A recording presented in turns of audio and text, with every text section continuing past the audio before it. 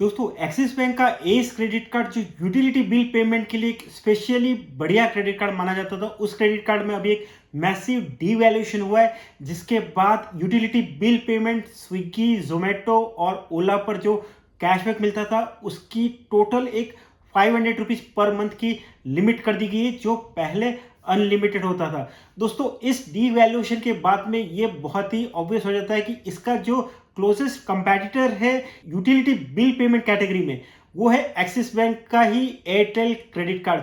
उसके साथ कंपेयर करके इसको जरूर देखना चाहिए कि क्या एक्सिस बैंक का एस क्रेडिट कार्ड अभी भी यूटिलिटी बिल पेमेंट के लिए बेहतर है, या फिर एक्सिस बैंक का ही जो एयरटेल क्रेडिट कार्ड है वो अब यूटिलिटी बिल पेमेंट के लिए एस क्रेडिट कार्ड से बेहतर हो जाता है। और आज के इस वीडियो में इन्हीं दोनों क्रेडिट कार्ड को कंपेयर करेंगे और देखेंगे कि किन केस में एस क्रेडिट कार्ड बेहतर होगा और किस केस में एक्सिस बैंक का एयरटेल क्रेडिट कार्ड बेहतर होगा। बहुत ही इंटरेस्टिंग ये वीडियो होने वाला है। दोस्तों चैनल पर नए हैं तो चैनल को सब्सक्राइब कर लीजिए, और अभी तक इस वीडियो को देखा है तो इसको एक लाइक जरूर कर लीजिए।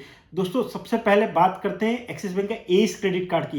दोस्तों ये credit card gas, water, electricity, broadband, mobile recharge, mobile का जो बिल रहता है पोस्टपेड का, डीटीएच रिचार्ज, इन सब यूटिलिटी बिल पेमेंट्स पर 5% का कैशबैक देता है। अब यहाँ पर एक लिमिट लगा दी गई है कि मैक्सिमम आपको 500 रुपये का ही कैशबैक मिलेगा किसी भी महीने में।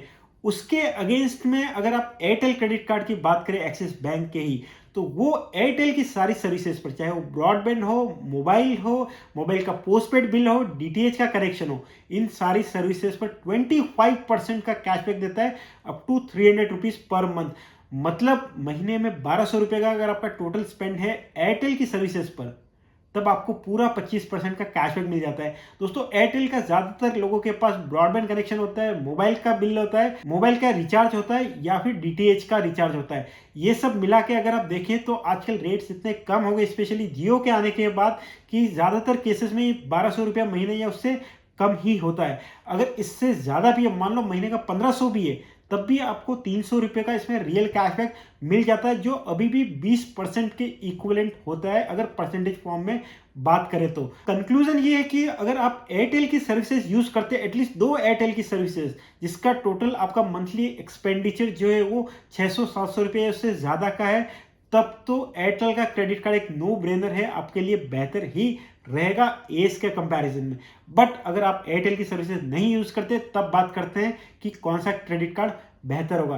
दोस्तों एयरटेल की सर्विसेज आप नहीं यूज करते, मतलब आपके पास ब्रॉडबैंड, मोबाइल, डीटीएच ये किसी और ब्रांड का है, तब वहां पर एस क्रेडिट कार्ड आपके लिए बेहतर रहेगा, क्योंकि वो अभी भी आपको 5% का रियल कैशबैक देगा। यहां पर 500 रुपये की जो कैपिंग लगी है, उसका मतलब ये हो गया कि महीने का 10,000 रुपये से कम का स्पेंड है, तब ये कैपिंग आपको कोई अफेक्ट नहीं करेगी, क्योंकि तब आपको पूरा 5% का कैशबैक मिलता ही रहेगा। 500 रुपये का जो कैपिंग है वो तभी ब्रीच होती है जब महीने का स्पेंड जो है 10,000 रुपये से ज्यादा का हो यूटिलिटी बिल पेमेंट्स पर। सो उन सारे केसेस में एक्सिस बैंक के एयरटेल क्रेडिट कार्ड के कंपैरिजन में एस क्रेडिट कार्ड बेहतर होगा। अगर आप इन कैटेगरीज में जिसमें एयरटेल मौजूद है, वहां पर आप किसी नॉन एयरटेल कंपनी का सर्विस यूज करते हैं तो, क्योंकि एयरटेल क्रेडिट कार्ड किसी और कंपनी के मोबाइल रिचार्ज पर, मोबाइल बिल पेमेंट पर, ब्रॉडबैंड पर और डीटीएच पर आपको सिर्फ 1% का रियल कैशबैक देता है। अब बात करते हैं यूटिलिटी बिल पेमेंट्स की, जिसमें गैस, वाटर, इलेक्ट्रिसिटी आते हैं। उसमें एक्सिस बैंक का एयरटेल क्रेडिट कार्ड 10% का रियल कैशबैक देता है, अलग से 300 रुपये की यहाँ पर लिमिट है। तो मतलब 3,000 रुपये तक का अगर आपका स्पेंड गैस, वाटर, इलेक्ट्रिसिटी पर है, तो वहां पर आपको पूरा 10% का कैशबैक मिल जाएगा।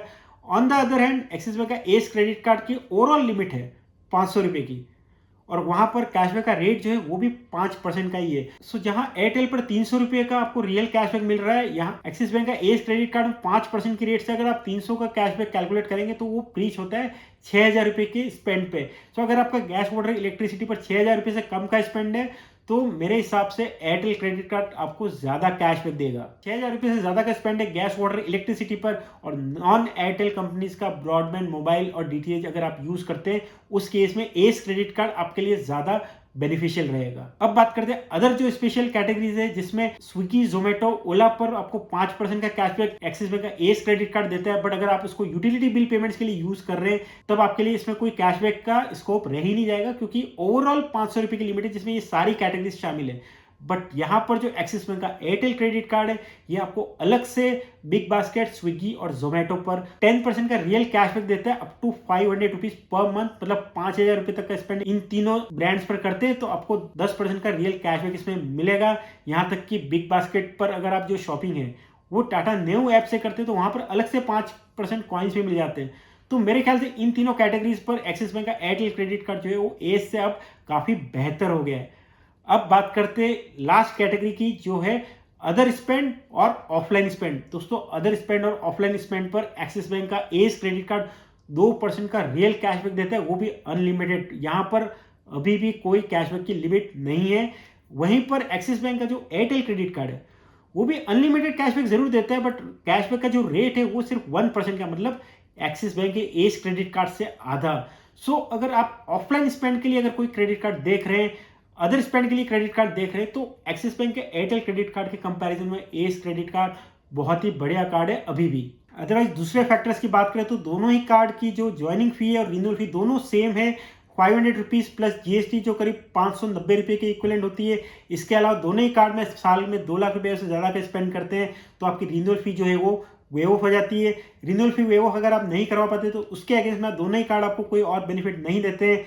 एयरपोर्ट लाउंज एक्सेस की बात करें तो दोनों ही कार्ड का लाउंज एक्सेस बिल्कुल सेम है, लाउंज का नेटवर्क भी एकदम सेम है और दोनों ही कार्ड आपको साल में 4 डोमेस्टिक एयरपोर्ट लाउंज एक्सेस देते हैं। तो बाकी सारे जो पैरामीटर्स हैं उन पर ये दोनों ही कार्ड बराबर है। दोनों ही कार्ड इजी डाइनर ऐप पर रेस्टोरेंट के पेमेंट्स पर आपको सेम लेवल का डिस्काउंट देते हैं महीने में 2 बार। सो बाकी सारे पैरामीटर्स पर इन दोनों कार्ड में कोई फर्क नहीं रह जाता है।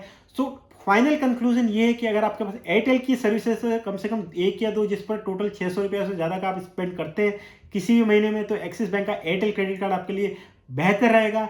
गैस, वाटर, इलेक्ट्रिसिटी पर आपका स्पेंड जो है वो 6,000 रुपये से कम का है, तब भी एक्सिस बैंक का एयरटेल क्रेडिट कार्ड जो है एज क्रेडिट कार्ड से बेहतर है। अगर उससे ज़्यादा का अगर आपका स्पेंड है गैस, वाटर, इलेक्ट्रिसिटी पे या फिर आपका एयरटेल के अलावा आपकी सर्विसेज है जिसको आप यूज़ करते हैं ब्रॉडबैंड, डीटीएच या मोबाइल रिचार्ज पर, तब आप एज क्रेडिट कार्ड को प्रीफर कर सकते हैं। और सबसे बड़ी बात, अगर ऑफलाइन स्पेंड आपका काफ़ी ज़्यादा है उसके लिए अगर कोई क्रेडिट कार्ड देख रहे हैं तो एज क्रेडिट कार्ड के कंपैरिजन में अभी भी कोई क्रेडिट कार्ड नहीं है जो आपको 2% का रियल कैशबैक विदाउट लिमिट देता है ऑफलाइन स्पेंड पर। तो दोस्तों ये था कंपैरिजन एक्सिस बैंक का एज क्रेडिट कार्ड और एक्सिस बैंक का ही एयरटेल क्रेडिट कार्ड के साथ में। वीडियो अच्छा लगा हो तो इसको लाइक कीजिए, चैनल पर नए हैं तो चैनल को भी सब्सक्राइब कीजिए। Thank you, bye.